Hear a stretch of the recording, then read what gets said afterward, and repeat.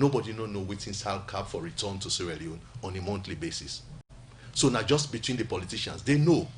So until and unless Parliament make itself predictable, say we dey on the course of making institution productive, this institution has not been productive or this institution productive. So if not to that, if they reduce the conversation to just unbundling, then it's with the talk say people in the trade interest. So now that's me they see in that conversation. I they follow him, of course, the minister is my friend, that's why they even talk about him very guardedly. So we actually need for see how we make let Parliament situate itself as the overseer. All right. Look onto you, Mr. Tuge. In most cases, then we don't they see Parliament they summon certain people, especially people who are working critical about issues we get for those Parliament. Maybe they put her in a form of report. Try for talk about things then we get for those corruption and money then we Parliament can they use and most time not able for account for. And Parliament can summon them people where say bring you evidence where lead to this particular report where you do. And that's someone the way Parliament can summon then civil society or maybe somebody on an activist. Most people believe in a way for Muslim people there, so let them not talk about the findings them we then can find out about Parliament. All right. Before you answer that question, you make mention of Carl said and get malice against Parliament. Now I make them do false reports, so it gets opportunity for get Carl them, but we get challenges. So they don't send message where say, let me be clear, Carl and members of the PFM consortium that collaboratively did the perception survey have no malice against our parliamentarians. As a matter of fact, the survey wasn't just about Parliament, it covered at least 25 public institutions. After the report was released, Carl, in collaboration with ACC, invited all the public institutions mentioned in the report, but Parliament failed to send a representative to the meeting. We have a responsibility to work cooperatively to address the many challenges that confront Parliament, including the negative public perception about our elected MPs. It comes out from the Executive Director, Ibrahim Tommy. Okay. Yeah, I respect so una not being send representative to the meeting. I respect in view, but again, just like what I've been noting with last interview, and we not receive any official invitation from neither CAL nor Anti-Corruption and Commission. And Khadija, if I go now, but before then, members of Parliament not hold development pause, and na council responsible and for development.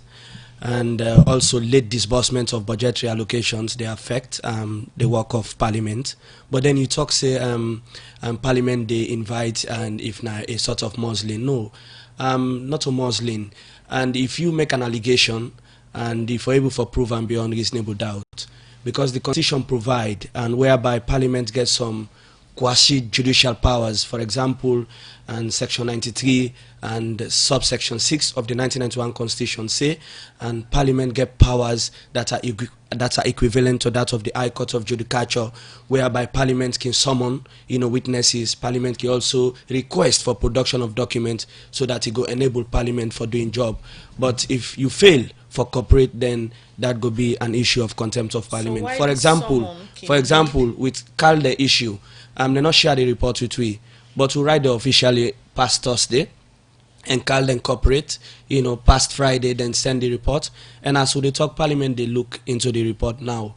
Yeah, so it's not a matter of muzzling or intimidating. Now, for go able for put the record straight. So because remember, the laws of Sierra Leone say every Sierra Leonean get it right. You are presumed innocent until proven otherwise. Yeah. Why then someone actually lead say, oh, the possible Parliament is someone or the institution for tender an apology, even though it can go with all the evidences or maybe document them where Parliament can request for? Give an example of whether don't go with evidence, we don't tender, under oath and before Parliament. And law we deal with facts, law we deal with tangibles, and law we not just deal with perceptions. I can give you example of the Chadi issue. I think na be under Honorable Bundu in tenure, where they may get issues with Chadi about a example about the money where parliaments be, according to the as of that time, they may misuse. Then be someone in a parliament at some point they be even hand over to CID for further investigation. Yes, and Honorable Bundu, they alive, they in the studio, ain't go able to respond to that. And but it go come in when I go give the opportunity. Also, Madam James be the try for ask about cabinet conclusion. You see, Section 60 of the Constitution make them very clear that in terms of collective responsibility, cabinet, responsible to parliament for whatever advice or decision we then take at cabinet level. So the final say parliament, in terms of accountability, in terms of holding the executive to account, you get the constitutional way with for do that. And under section 93(4), just like waiting the former leader of government business, any matter of public interest, now the responsibility of parliament for investigate and then come out with proposals and recommendations with regards to that. And also canvassing is prohibited with regards to confirmation of presidential nominees. You go agree, go to the record, even go to SLBC.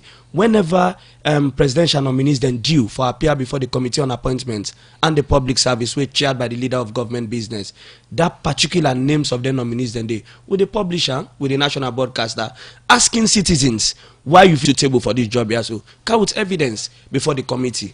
Yeah. And say parliament not they do anything in isolation. Parliament they engage, they solicit information, from the public, and also with regards maybe they try for talking about parliament and the Auditor General's report. Auditor General don't do a report. And the first thing before it become public, the Public Accounts Committee for table that report day na parliament. Once it is tabled in parliament they commit that report day to the in light of existing procedure, they commit to the Public Accounts Committee which chaired by the Deputy Speaker, and then they look into them queries. Then they at the end of the day then they come out with recommendations. Their recommendations then they submit at the end of the day to the Office of the Attorney General, Minister of Justice for taking